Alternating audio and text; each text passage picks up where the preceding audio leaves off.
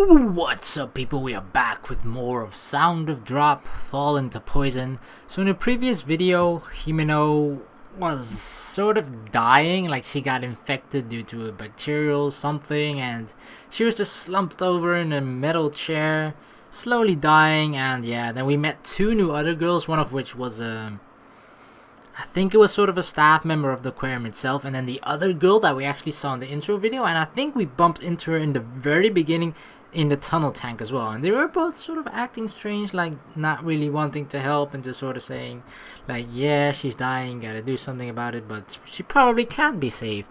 So yeah, that kind of sucked. And then we had the very last option or the very last choice that we made was to leave Himeno behind, try and find help just for her, because standing next to her watching her die really doesn't help her, does it? So yeah, we decided to just get away from there, try and find help from the outside, and by doing so we either had to choose, and this was the very last option, which was either to find a new route or to go back the way that we came previously. Now I decided to go back or to try and find a new route because of the fact that Hiyoshi-san was probably most likely still in that very same place, in the same devilish state, or whatever you want to call it. But so we decided to go a new route because of that, but I ended the video fairly quickly after that, so it could be possible that we're like right into a bad ending right now. But if that happens, then I'll just once again go back to the very last choice and choose the opposite. So yeah, I just want to give a heads up that we could be walking right into a bad ending right now, but we shall see. Opening the door, I step down a rusty stairway. It's a spiral staircase, and as I step off at the very bottom, I see a dim, underground passage stretching out before me. After going down the passageway a bit, I run into a door. It seems that if I do not pass through this room, I cannot proceed. Upon slowly opening the door, I see several computers and various other machines. Since I see a lot of levers and dials with numbers and up/down symbols on them, this must be where all the machines in the aquarium are controlled. Strange that it's like no one is actually there though. They probably control the tank temperature, oxygen regulation, lighting, and such from here as well. At any rate, I should keep moving. As I proceed, the sound of my footsteps echoes with a click-clack, click-clack. An echo lingers with a clack-clack sound. It figures. This place is creepy too. I mumble something like that after all that has happened. Even as I reflect on this and walk on, a jarring sound blends in with my footsteps. What was that sound just now? Ugh. Ugh. Puzzled, I strain my ears and can hear someone moaning. This voice is coming from my destination, the interior of the cellar. Despite my hesitation, I proceed onward with caution. Please. What? After taking several steps, the voice becomes clearer. Peering through a gap in the machines, I discover the origin of the voice.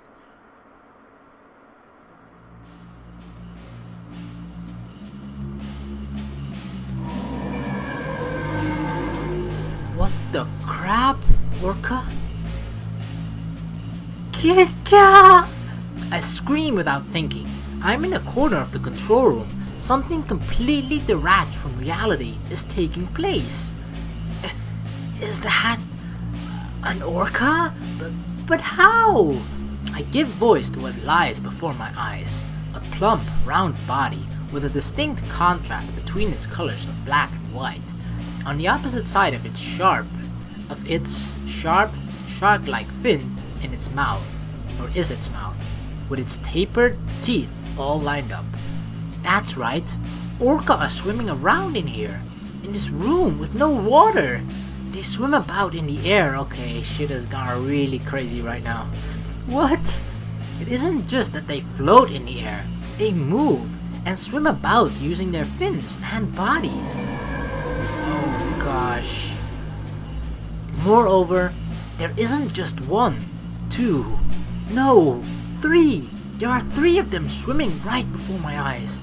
Marine creatures that are much longer than the span of my 2 arms if I were to spread them wide. How? The orca continued to swim about, unaware of my presence. No. At this rate, I'll be attacked. As I realize this, I step back. However, immediately after I do so, I catch sight of the owner of that small voice. That girl is... The 3 orca are swimming around, encircling something as if it were their prey. That something at the center is a girl. A girl around the same age as me. A girl I ran into only a short while ago on the stage. Her eyes are wide, and she trembles with a terrified expression, standing stock still as her only escape route is blocked. Her mouth is flapping open and closed as if she is having trouble breathing. Oh gosh. As the orcas swim about, they occasionally point the tips of their nose at the girl. They probably aren't smelling her, the movement appearing to me as if they are sizing her up instead. Oh god, do we have to save her, or should we just, like, you're screwed, woman or girl, and we're just gonna move on? Like, the humane thing to do here would be to try and save her, right? And seeing as we have unlimited lives anyway, I'm just gonna save her. So that's what we're gonna do. I don't even know that girl's name. However, as things are now, it seems the girl will be attacked by the orca. It just sucks to see someone like in such a big trouble, and if there's even a tiny thing you can do for them, you should try and do that. I push my numerous doubts aside and focus only on that fact. I want to save her. Thanks to those words welling up inside, I can no longer say this doesn't concern me. Moreover, if it were Himeno, she would surely get involved. Even if I saved Himeno after ignoring someone in trouble, she wouldn't be happy about it. I'll save that girl. Someone... I hear those timid words she mumbles. Actual crap. Orcas floating. Little by little, the 3 orcas swimming in the air seem to be tightening the circle they have made. I have to hurry. But what should I do? Oh, there's a choice as well. 3 choices. Voicing my doubts, I look around. So there's a fire extinguisher. I wonder if I can move the machines with a computer. At any rate, I have to get her away from the orca. The things that these options are so weird, because there are 2 clear ones that actually tell you that you're doing something, and the third one is so freaking vague. But from every single option so far, that vague one has actually been the best option, which is weird because it doesn't actually say like, yeah, do this or do that to try and save her. It's just like, nah, just save her, doesn't matter how, or we'll figure it out in the spur of the moment. Like, that's the one thing I don't really like about these choices. Like, if there were just 3 concrete choices that you just can weigh pros against cons, and like, yeah, this probably seems better to me, but no, one of them is just like so vague, like, yeah, just get her out of there. That's basically it. So I'm gonna have a guess here and just think that this is probably the right one. I could be wrong though, but I think at least in one or maybe more choices of the previous ones, the vaguest one has actually been the best. So I just want to see if this trend continues, so I'm gonna pick, at any rate, I have to get her away from the orca. What? It is only a second later that I feel something striking my back. Hit so hard it's incomparable to bumping into people in town. I pitch forward and fall. Okay, we're dead. That was not the right choice. No! Yeah! That scream is involuntarily. Little by little, the area around my neck starts to hurt, and I scream once more. My breath grows light. Air is blowing out of the hole that is opened in my neck.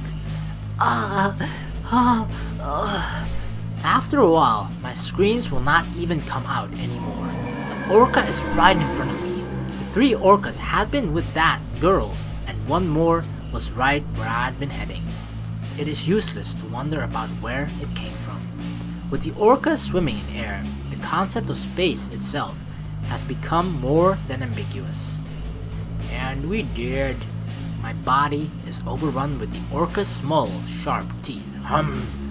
I tried to raise my voice, but I realize my mouth is full of seawater.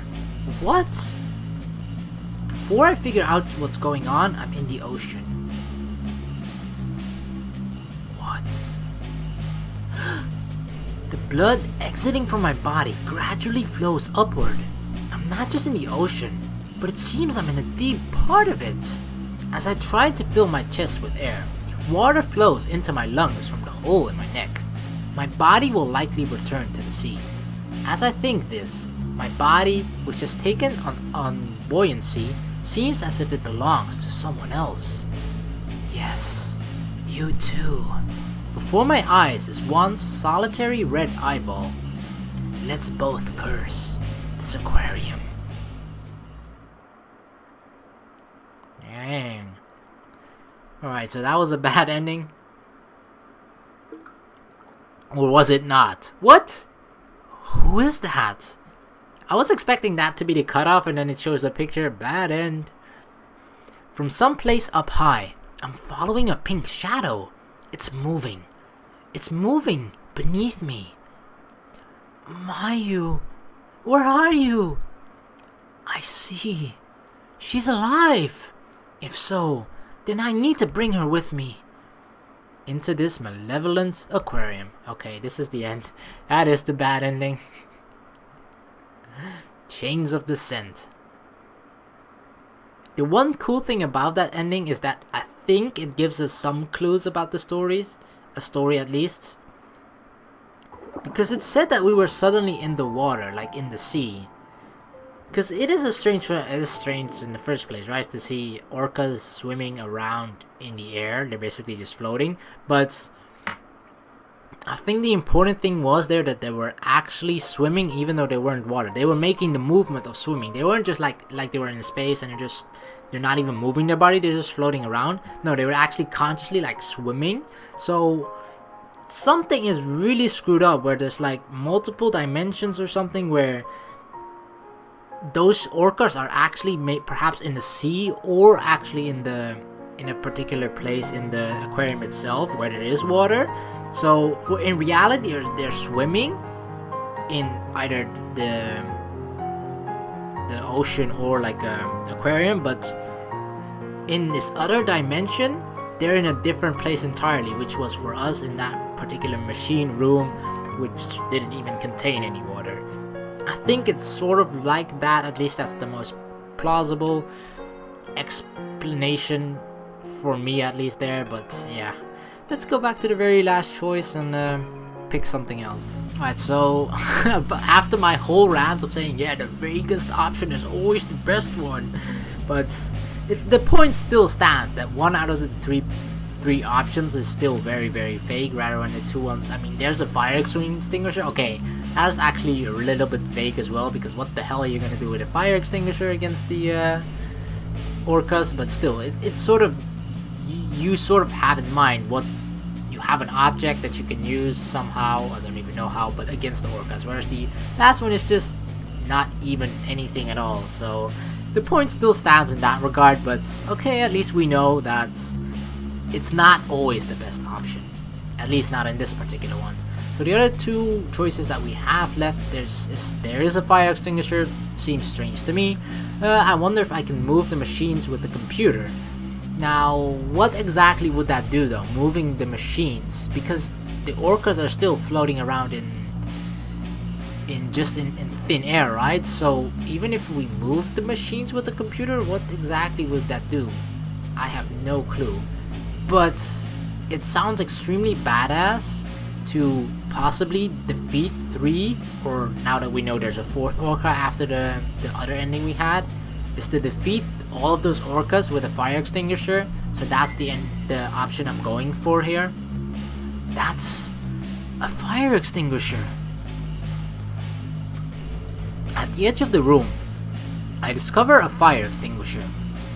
If I can attract their attention with this, and somehow, while the orca are distracted, I would need to get away. I pull the yellow pin from the fire extinguisher and point the hose at the orca. Ah! Oh yeah, get foamed! In time with my shout, I pull the nozzle of the fire extinguisher with everything I have. At that moment, white smoke sprays out. Hidden in the smoke, the Orca's forms immediately vanish. Take this opportunity and run for it! I shout, leaving the fire extinguisher on the ground. I then run for the exit. Huh? It is only a second later that I feel something strike my back. Uh-oh, okay, so this is the bad ending again. It's so hard it's comparable to bumping into people in town. Oh god, that scream is involuntary. And we die again. I think it's pretty much the same ending. My body's overrun, sharp teeth, yes. Alright, so this gives us the...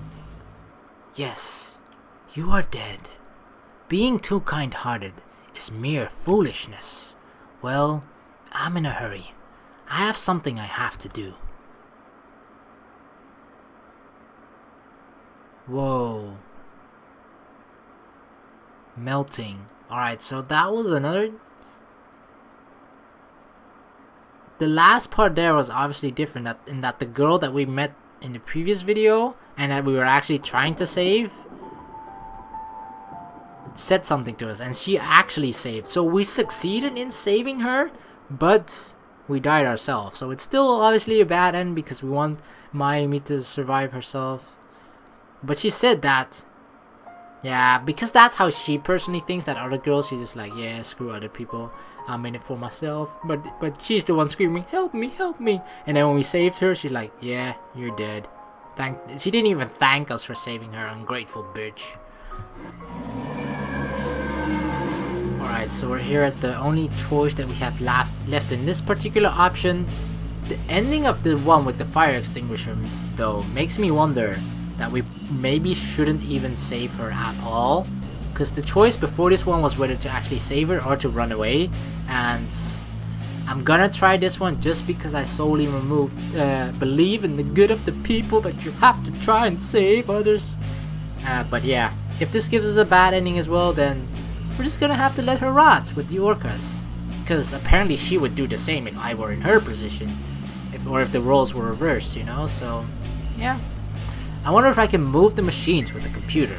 It's dangerous to get close to the orca. That's why I can't think of a way to undo these circumstances. If I had bait, I could probably distract the orca, but I don't see anything nearby. Needless to say, the girl under attack is already playing that role. Something I can use. Hoping against hope. I place my... What? Hoping against hope? What does that even mean? I place my hand on the computer console. The liquid crystals on the touch panel seem to power on, causing some sort of control screen to be displayed. This is... the tunnel tank, the stage, the jellyfish booth. Aside from those, the names of various facilities in the aquarium are displayed. From this computer, I can probably access each of those facilities. However, now is not the time for that. Anything's fine.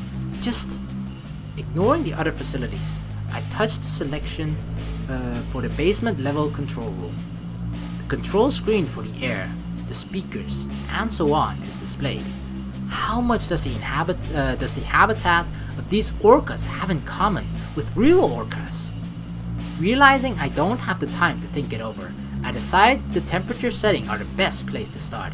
It's ideal for humans, but it could burn the sea creatures. It's no use. This will take too much time.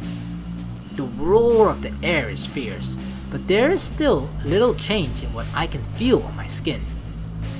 Oh gosh, another option. There has to be another way.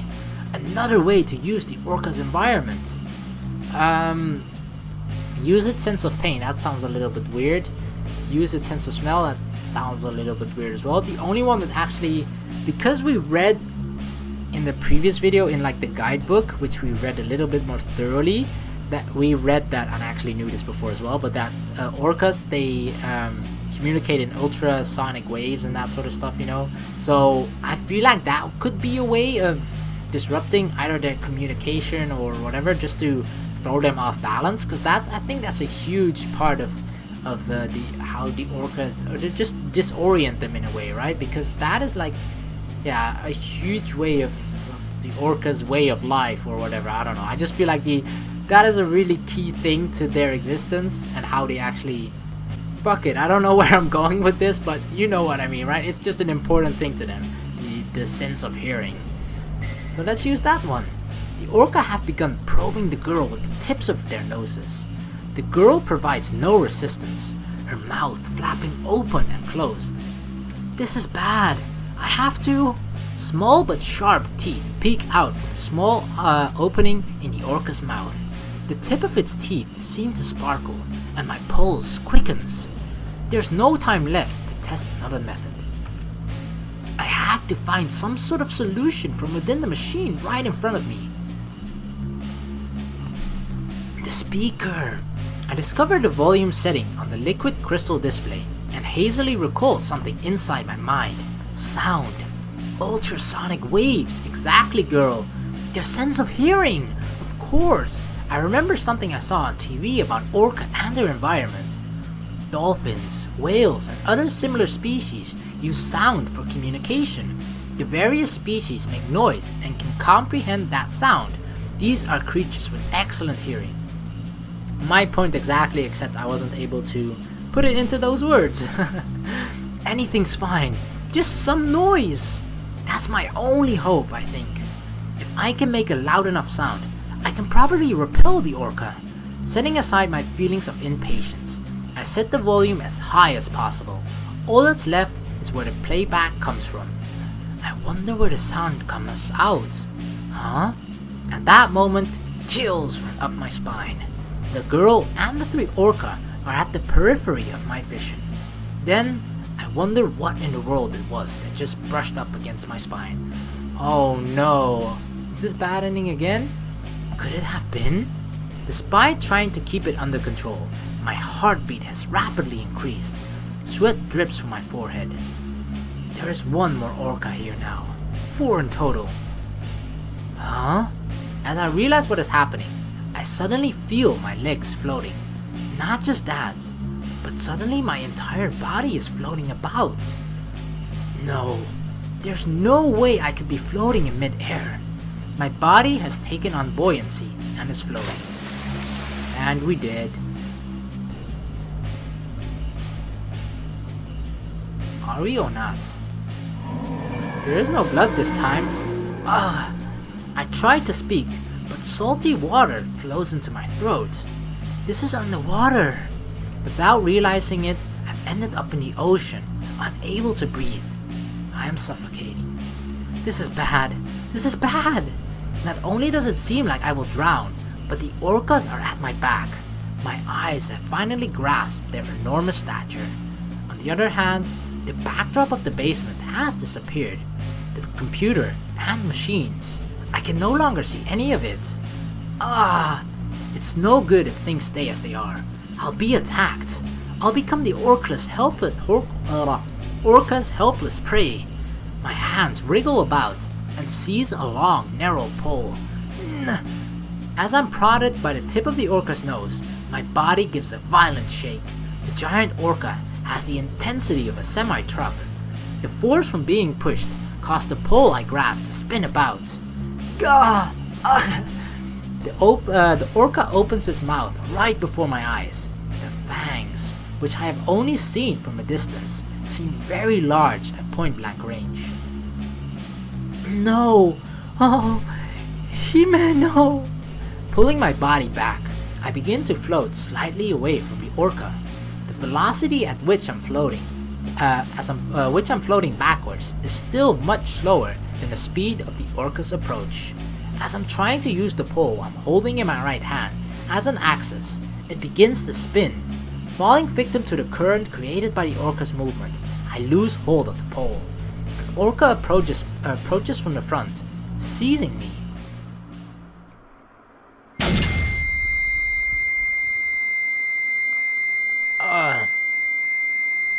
Just as the orca's fangs graze my head, a screeching keen sound reverberates.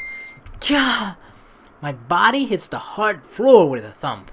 With a hard, ragged gasp, I realize I can breathe. What? The sea water that once surrounded me now is gone. I am once again in the place with all the machines, as if a filter had been placed over my ears. I cannot hear clearly.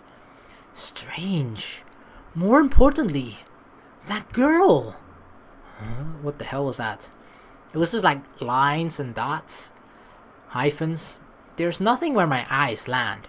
Seeing that a shadow has fallen over me, I look over my shoulder. It's the girl. The girl from earlier is touching the machine. It seems as if she is talking, but I can't understand what she is saying because I cannot hear, as if someone has covered my ears. On top of the computer is a microphone spun around. It's the type connected directly to the machine. Right. I accidentally... The howling and the clicking sound. You may... A bit of hearing. As the filter over my ears fades, I am able to understand the girl's words. The clicking sound, the ultrasonic waves the Orca emits, the loud volume of that sound probably repelled the Orca. The illusion of being in the water is also gone. Somehow, we seem to have escaped danger. As I stand up, I start to feel relieved. Good. Don't start feeling relieved on your own. If you look at the big picture, our situation hasn't changed all that much. Huh? Mari? What did you say? Long hair, and a bit shorter than I. Oh god, is that really Mari? I didn't realize it earlier, but she has the look of my missing little sister from behind.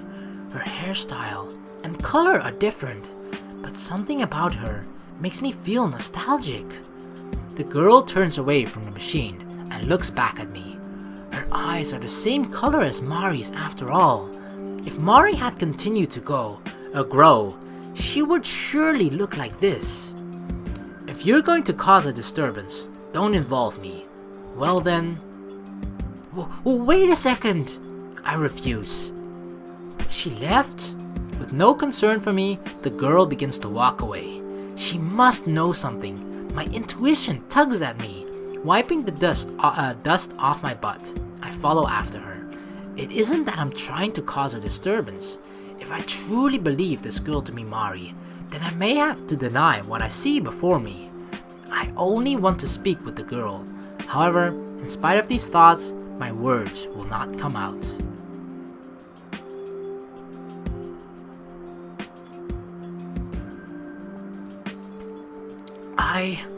I am searching for my little sister who went missing here 5 years ago. You look a lot like her, that's all. So is that why you saved me then? No, that's not it. It's just, you were in danger, so... I don't get it. Well, then, tell me what you know about this Manten Aquarium, because my little sister and my friend, Mayu and Himeno, I want to save them. Himeno, that girl from earlier? You were able to pull yourself together then. The girl stops walking for a bit. In that moment of inaction, I am able to reach her side with small steps. Giving me a sideways glance, the girl speaks quietly. I'll pay back my debt now. Debt? The debt I owe you for saving me. I don't see it as something you have to pay back at all. Just save my life whenever I'm in trouble, and then we'll call it even.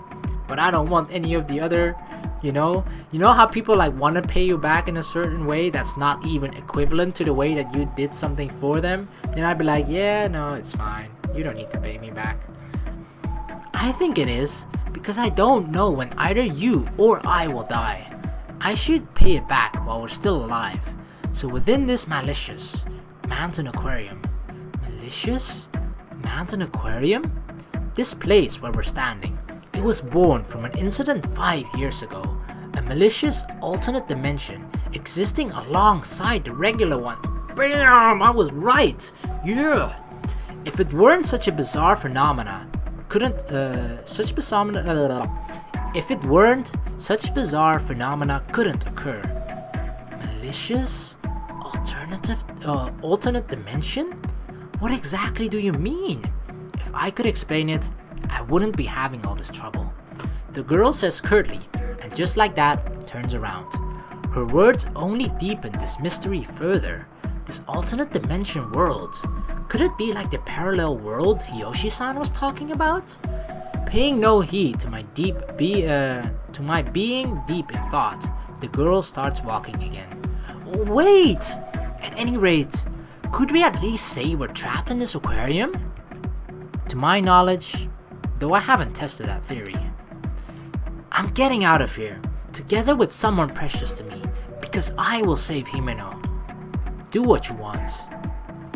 Don't you want to escape as well? If you do, come with me, let's go together. This sounds like a come with me sort of like bossy way, like no, you're following me, but let's go together. It's like, yeah, we're gonna form a team and we're gonna do this together. 1, 2, 3, teamwork, yeah, something like that. So we're gonna go with that one. Well, we'll go together. There's no need. I don't want to run away from this place. The girl rejects my proposition flat out, giving the impression that she would never accept. Quickening her pace, she walks back in the direction of the previous room. But I was planning to go this way too. That's right. In the end, moving forward means our destinations are the same. Moving at a trot, I follow the girl.